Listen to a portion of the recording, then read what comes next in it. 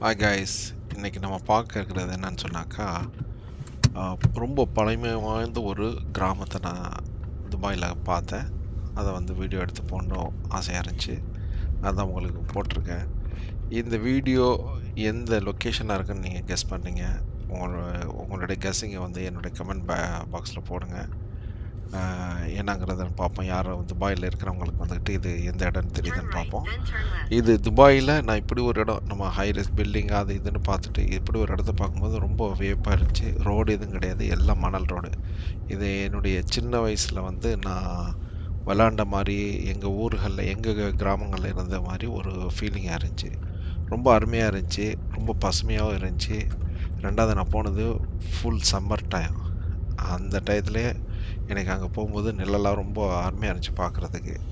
கொஞ்சம் குப்பை கூளம் மாரி இருந்தாலும் நம்ம அ கிராமப்புறங்கள்ல இருக்கிற மாரி ஒரு இது இருந்தாலும், ஃபுல்லா கார் எல்லா வகையான கார் எல்லாமே இருக்கு. இன்னமும் இது மாரி வீடுகள்ல வாழ்ந்துக்கிட்டு தான் இருக்காங்க. ஸோ, நம்ம வந்துட்டு வாழ்க்கையில கிடைக்கிறத வச்சு நிம்மதியா இருந்துக்கிறது தான் புத்திசாலித்தனம். அதான் மன மன நிம்மதியும் குடுக்கும்.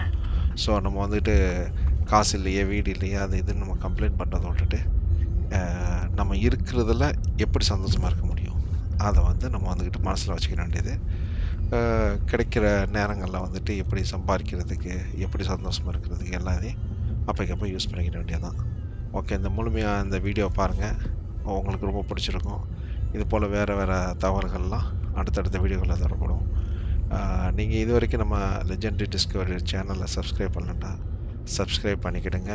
பெல் பட்டன அழுத்திக்கிடுங்க. லைக் பண்ணுங்க, ஷேர் பண்ணுங்க, கமெண்ட் பண்ணுங்க.